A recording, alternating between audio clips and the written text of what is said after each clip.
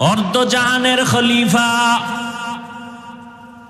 দিনের বেলা আদালতে বসে বিচার করেন, রাতের বেলা মানুষের বাড়ি বাড়ি ঘুরে খবর নেন।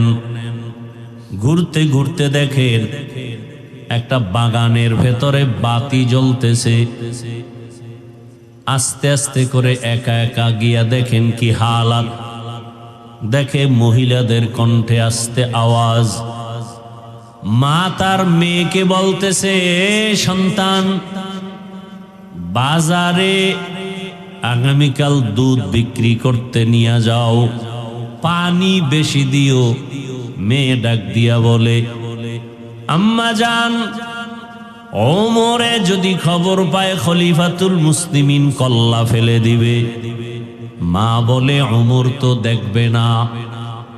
মেয়ে ডাক দিয়া কয়, ওমর যদি নাও দেখে, ওমরের আল্লাহ তো দেখবেন। ওমর কই? ওমর কোথায়? ঘরের পাশে নিরাপত্তার মাঝে দাঁড়ানো। ওমরে ফারুক এতটুকু আওয়াজ শুনে চলে গেলেন।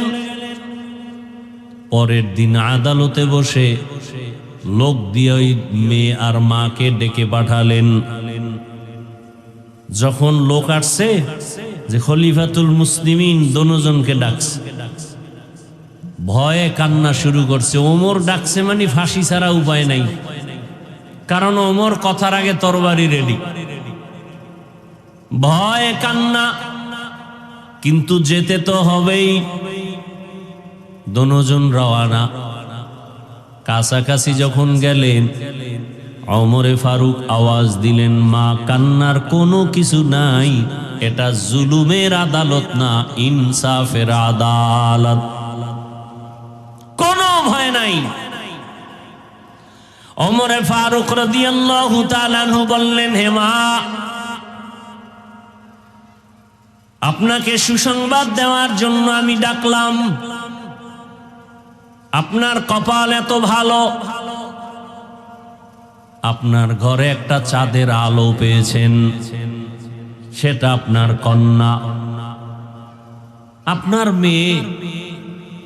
আল্লাহর ভয় তাকওয়া এত বেশি আপনার মেয়ের অন্তরে। সুসংবাদ দিতে আপনাকে এখানে নিয়ে আসছি। সুসংবাদটা হলো, আপনি যদি রাজি হন, আমি ওমরের ছেলের জন্য আপনার মেয়েটাকে বিবাহের বন্ধনে নিতে চাই। হর কে দারত খৌফে হক দর দিল মদাম জন্নতুল মাওয়া দেহদ রাম কাম জুজবা হক চি জে মখাজ ইনসুজা ফজলে উ আমস্তে দর জুমলা জাহা। রমজানুল মুবারক আমাদেরকে এই শিক্ষা দেয়, তাকওয়া অর্জন করো, তার মানে গুনাহ থেকে নিজেকে বাঁচাও। যদি তাকওয়া অর্জন করতে পারো, আল্লাহ তাআলা বলবেন, রোজাদার তুমি আমার, আমি তোমার। রোজার শেষের দিকে মাগফিরাত চলতেছে। এখন আমরা সবাই রোজাদার।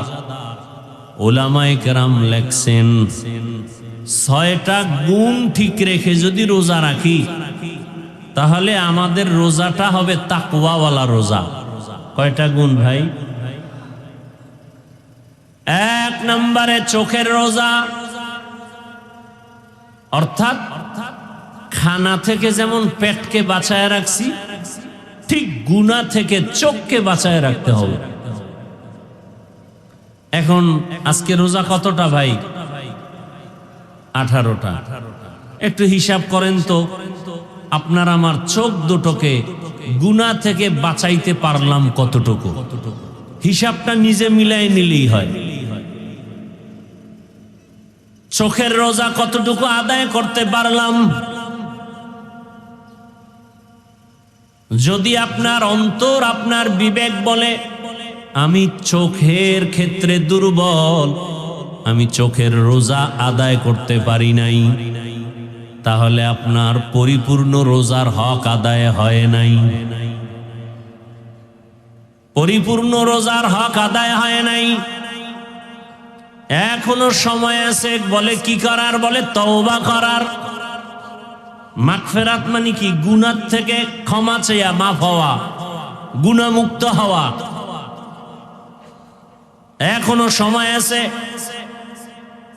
চোখের গুনাহ থেকে এখনো পবিত্র হওয়া। খানা থেকে যেমন পেটটাকে বাঁচায় রাখছেন, চোখ দুইটাকে গুনাহ থেকে বাঁচাতে হবে। 2 নাম্বার, জবানটাকে গুনাহ থেকে বাঁচাতে হবে। গালাগালির থেকে জবানকে বাঁচাবেন, গীবত থেকে জবানকে বাঁচাবেন, মিথ্যা কথা বলা থেকে জবানকে বাঁচাবেন। এরপরে কানকে বাঁচাবেন। মিথ্যা কথা বলা যেমন হারাম, মিথ্যার আওয়াজ কানে নেওয়াও হারাম। গীবতের কথা বলা যেমন হারাম, গীবতের কথা কানে নেওয়াও হারাম। গালি দেওয়া যেমন হারাম, গালির কথা কানে নেওয়াও হারাম। আমার বলার দায়িত্ব, মানবেন কিনা সে দায়িত্ব আপনার। আপনি মানবেন না, এই জন্য কি আমি বলবো না? হ্যাঁ, এই 6টা গুণ ঠিক রাখতে পারলে আপনার রোজা হবে তাকওয়াওয়ালা রোজা। আর এমন রোজাদারকে আল্লাহ বলবেন তুমি আমার, আমি তোমার। তার মানে তুমি বিনা হিসাবে জান্নাতি।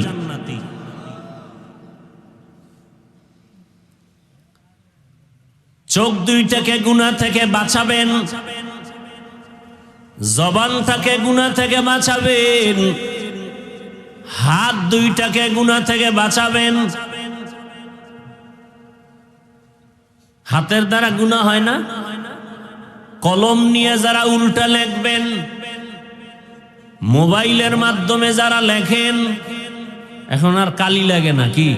মোবাইলে লিখতে কালি লাগে? যারা অন্যের বদনাম লিখবেন মোবাইলে, ফেসবুকে, বাজে জিনিস লিখবেন আঙ্গুলের দ্বারা, এটাও তো কবিরা গুনাহ। বুঝা গেল আপনার হাতের রোজা ঠিক হয় নাই। তাহলে আপনার পরিপূর্ণ তাকওয়ার লাইনে রোজা দুর্বল। বুঝতেছেন তো? এরপরে হইল আপনার অন্তরের রোজা। কিসের রোজা? হ্যাঁ, আপনি হাত দিয়া গুনাহ করেন কখন? আপনি চোখ দিয়া গুনাহ করেন কখন? এগুলোর সব সেন্টার অন্তর। অন্তর থেকে কল্পনা হয়, তারপরে হাত দিয়া প্রকাশ হয়। অন্তরে বসে বসে কল্পনা করেন কার ব্যাপারে কি লিখবেন, অন্তরে কল্পনা করেন কার ক্ষতি করবেন। এজন্য আল্লাহর কোরআনের আয়াত, কিয়ামতের ময়দানে অন্তরের বিচার হবে। ইন্নাস সামআ ওয়াল বাসারা ওয়াল ফুআদ কুল্লু উলাইকা কানা আনহু মাসউলা।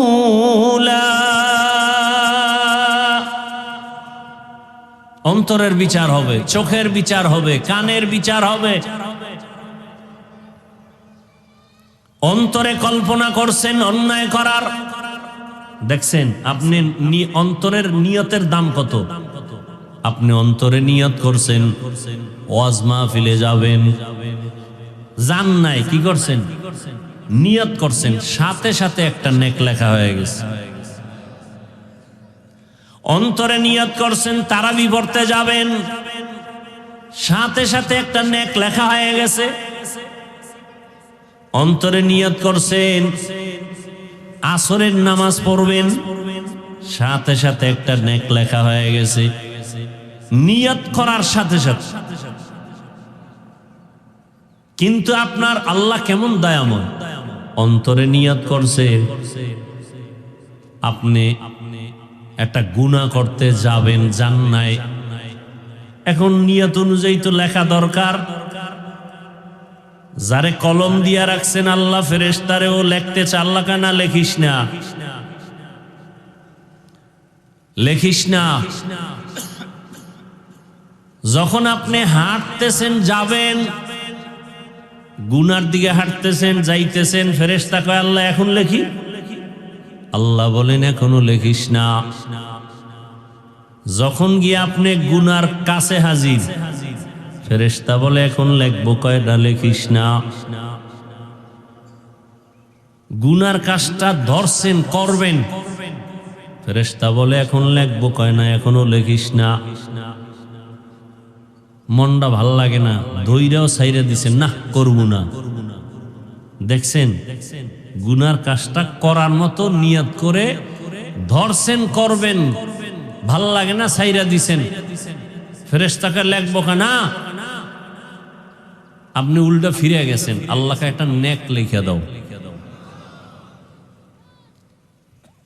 কাদেরে কুদরত দারি বার কামাল আন্তা রব্বি আন্তা হাসবি জুল জালাল তুহি কাদের জলিলুল্লাহ জাহাদার বহর কারে কে বাসি বা খুদাওয়াস। ভাইরা আমার, আল্লাহ রাব্বুল আলামিন রোজার মাধ্যমে আমাদেরকে গুনাহমুক্ত করাতে চান। দুনিয়াতে যত ধর্মের মানুষ আছে সবার মধ্যে রোজার নিয়ম আছে, সবাই রোজা রাখে, সিস্টেম আলাদা, নাম আলাদা।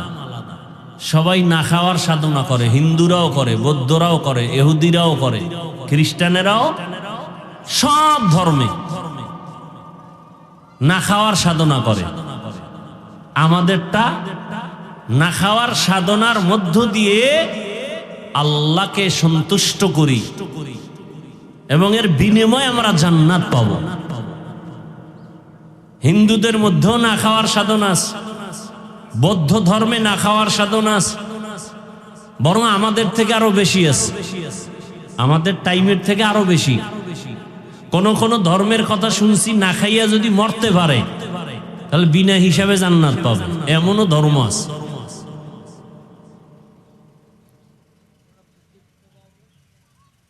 রমজানে অনেক বয়ান, তো যে কটা কথা বললাম, চোখের গুনাহ থেকে বাঁচানো, হাত গুনাহ থেকে বাঁচানো, জবান গুনাহ থেকে বাঁচানো, অন্তর বাঁচানো। এরপরে হলো ইফতারি আর সাহারি হালাল হওয়া।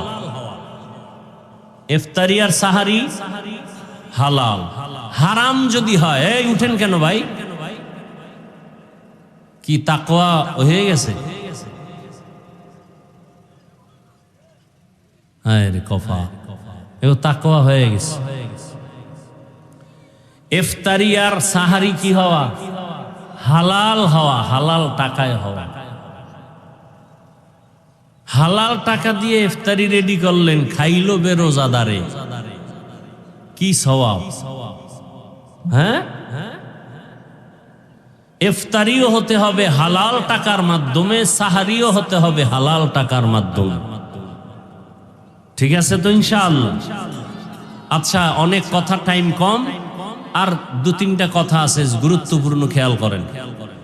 রমজান মুবারকে মূল একটু নফল আমল তো অনেক আছে, এর মধ্যে মূল আমল কয়েকটা কথা খুব খেয়াল করেন। এক নাম্বার, রোজা রাখা তো আছেই। তো রোজাটা কেমনে রাখতে হবে এটা তো বুঝলেন। খালি সারাদিন না খায়া থাকার নাম রোজা? এই যে এতক্ষণ আলোচনা করলাম, এগুলো ঠিক রাইখা রোজা রাখলে এটা আসল রোজা। এরপরের আমল, রোজার এত মূল্য কেন? এটা কোরআন নাজিলের মাস। কিসের মাস? কোরআন নাজিলের মাস। অতএব রোজার মধ্যে মূল আমল রোজা রাখার পরে তারাবির নামাজ। কিসের নামাজ? তারাবির নামাজ। আচ্ছা, আপনারা জানেন, অনেকে হয়তো মনে নাই, অন্য মাসে আর রোজার মাসের আমলের ব্যবধান আছে না নাই? অন্য মাসের তুলনায় রোজার মাসে একটা নফলের দাম ফরজের সমান। একটা নফলের দাম ফরজের সমান। তার মানে অন্য মাসে এক রাকাত ফরজ পড়া, এই মাসে এক রাকাত নফল পড়া। এই মাসে 1 রাকাত নফল পড়া মানে অন্য মাসে ফরজের সমান। তাহলে এই মাসে রোজা রাখা একটা বড় আমল, আর একটা হলো তারাবির নামাজ আদায় করা। এটা দিনে না রাতে? রাতে। তো রোজা রাখা আল্লাহর পক্ষ থেকে হুকুম, তারাবিটা রসুলের পক্ষ থেকে। কার পক্ষ থেকে? তাহলে যারা রোজা রাখেন তারা কার হুকুম মানলাম? আল্লাহ। তারাবিটা কার হুকুম? রসুলের। তাহলে যারা রোজা রাখি তারা আল্লাহরটা মানলাম, যারা তারাবিটা পড়ি তারা কারটা মানি? রসুলেরটা। এবং যারা তারাবি পড়ি না তারা রসুলেরটা ছেড়ে দিলাম, রোজা রাখি আল্লাহরটা রাখলাম। এখন কারা রসুলের পক্ষের বা বিপক্ষের, এটাও একটা ব্যবধান হয়ে যায়। যায় না? যায় না? যায়। রোজা রাখলাম আল্লাহরটা ধরে রাখলাম, তারাবি পড়লাম রসুলেরটা ধরে রাখলাম। রসুলেরটা কেউ অর্ধেক পড়ে, অর্ধেক পড়ে না। কথা ঠিক না? কেউ 8 রাকাত, কেউ 4 রাকাত, কেউ পড়েই না। দেখেন তা রোজার শুরুতে যেই পরিমাণ তারাবির মুসল্লি, এখন কি বাড়তেছে না কমতেছে? কি কেন বরকত কমতেছে? এই জন্য? হ্যাঁ, বরং দিন দিন রমজানের বরকত কিন্তু বাড়তেছে, আমরা বরকত কমায় দিতেছি। এরপরে তারাবির নামাজ বেশি পড়লে সওয়াব বেশি না কম? নফল বেশি পড়লে রমজানে সওয়াব বেশি না কম? 1 রাকাত নফল মানি ফরজের সমান, তা আপনি কম পড়বেন কেন? কম পড়বেন কেন? নাম্বার 2, কোরআন নাজিলের মাস, বেশি বেশি তেলাওয়াত করা দরকার না? তাহলে কমপক্ষে 1 খতম তো দেওয়া উচিত, নিজে নিজে পড়ে 1টা খতম। আর যারা 20 রাকাত তারাবির মাধ্যমে তো 1টা খতম হয়, তো যারা তারাবি 20 রাকাত পড়েন তারা তো 1টা খতম পাবেন। 26শে রমজান কদরের রাতে খতম হয়, যদি ধারাবাহিক খতমটা ধরে রাখেন তো 1টা খতম হবে তারাবির দ্বারা। যারা পুরা 20 রাকাত পড়েন না তারা তো সেই খতমটাও পাবেন না। কি ভাই?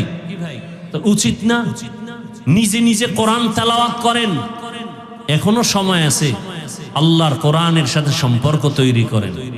পৃথিবীতে তেলাওয়াত, আল্লাহর কোরআনের মতো মজার তেলাওয়াতের কিতাব আর কোথায় পাবেন? এত মজার আওয়াজ কোথায় পাবেন? অন্তত তারাবির মাধ্যমে 1টা খতম দেন, আর নিজে নিজে কোরআন তেলাওয়াতের দ্বারা 1টা খতম দেন। কমপক্ষে 1 পারা করে যদি দৈনিক পড়েন, পুরা রমজান মাসে 1টা খতম হয়ে যাবে। এই হলো এক সুযোগ। আর যারা কোরআন তেলাওয়াতকারী মাদ্রাসার তালিবুল ইলম ছাত্র, এদেরকে আপনারা সহযোগিতা করেন, গরিব এতিম অসহায় এদের দান সদকা করেন, এদের পোশাক দেন। যারা ধনী মানুষ যাকাত দেন। গরিব এতিম অসহায় রাস্তার গরিব এতিমদেরকে যাকাত দিলে একদিকের সওয়াব, আর কোরআন পড়নেওয়ালা ছাত্রদের এতিম অসহায়দেরকে যাকাত দিলে 2 দিকের সওয়াব। এক হলো এতিমের হক আদায় হলো, গরিবের হক আদায় হলো, অন্যদিকে আল্লাহর কোরআন শিক্ষার সহযোগিতা করা হলো, 2 দিকের সওয়াব। এজন্য কোরআনওয়ালা ওদেরকে দিলে তো 1টা টাকা গুনায় যাবে না, অন্যায়ভাবে খরচ হবে না।